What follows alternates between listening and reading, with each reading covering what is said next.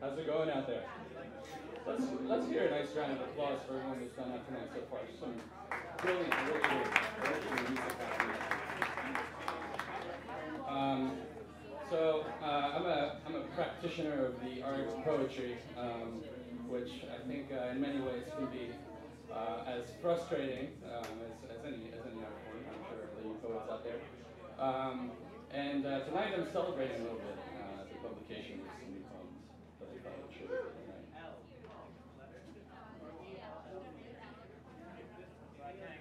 All right. This one's called. Hey guys. You mind? This one's called Ticket from Salinas Prison. Back to the dream conceived one afternoon. He dreamed it. Back through the bleed of tears, R&B music, and so on. Once called Numb to the Gun. Once called Velvet and Rough. Once caught caged in a skeleton before breaking. But he said as he would not.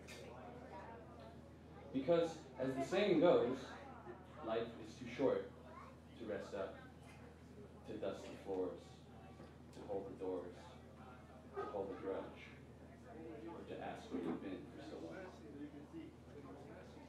Ticket from Salinas Prison. I wrote that poem when I was boarding a bus, first time coming to California. Thank you. And I saw an inmate, a group of inmates being given their tickets at a bus station off to wherever it was they were going with their one fare out of prison. And it just seemed like from the tattoos on his arms that there was a story inscribed in his skin that wanted to be told. This is a love poem. It's a new batch that just came out. It's called The Volcaro. Sometimes, when the sun is high, and somehow in your absence I am missing the parade, I no longer see your face as the sky is turning gray and blows the willows with the rain. No matter all that is said and done, or that which in a croak once was, this masquerade goes on. The orchestra is blaring loud, and the creatures scatter into clusters in the shouting of the crowd. Intangible banter from the stage, weaved together not by words, which are so many, not by the music's melting on, but by those sparkling, ogled eyes, so lidless and green, bewildered and amazed. And as the tears roll down like an alligator's laughter into the big wet empty of the soft clay bowl, the lilac floods upsprung around the mouth. And as the sun went down over the pond, so eerily quiet, gold and calm, I saw their ears, which could not listen. I heard their mouths, which never cease, and I lost the words gone unremembered, slipping quickly past me in complicated ripples. Serious tadpoles, reoccurring lilies. The transmogrification of the bullfrog is complete. She hops onto the grassy edge, onto the ledge of aggressive dreaming, and thick is the trench with red-brown silts, tousled in the flowers and prickly grass, the dance of pollen in the dizzy sun, hot bugs floating into the beams. Hear now the scream of lucid bliss, the song of the meadowlark drone on and on, but the song of this persists. Whoever sent the long parade missed the day of celebration. It's only when you're gone, cold and gone, no longer in my palms that I've held you. Thank you.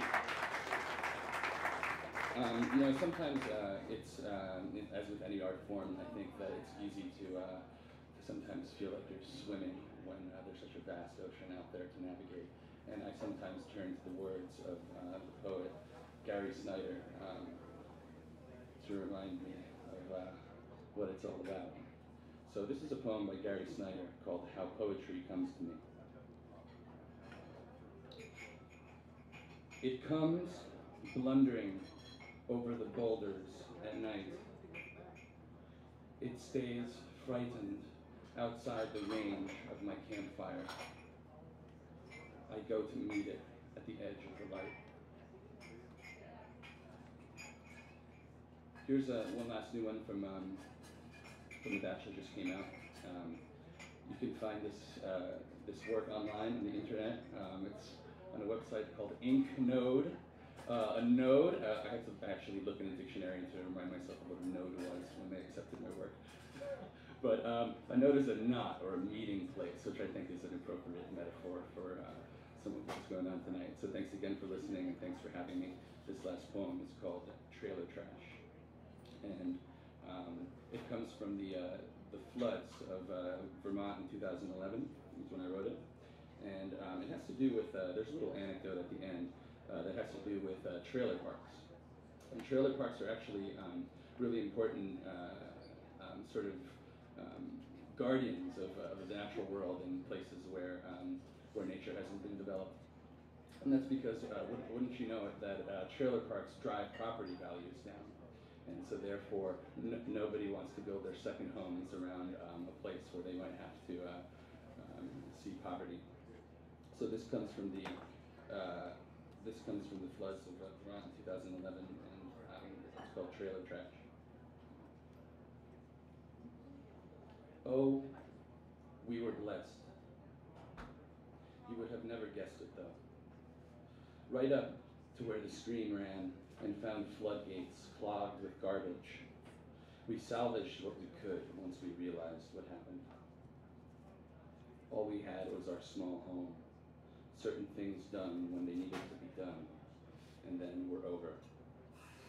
Oh, the clouds, the rain, the sun, they cared. They showed up.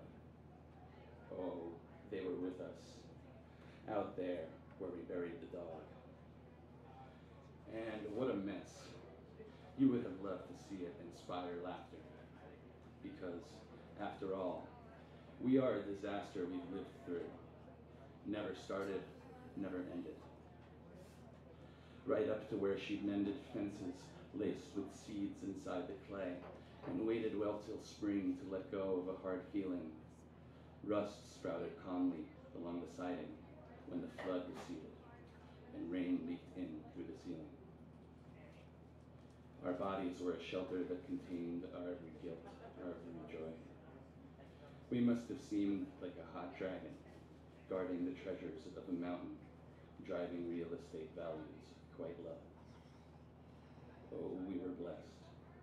You would have never guessed it, though. Thank you. Thank you.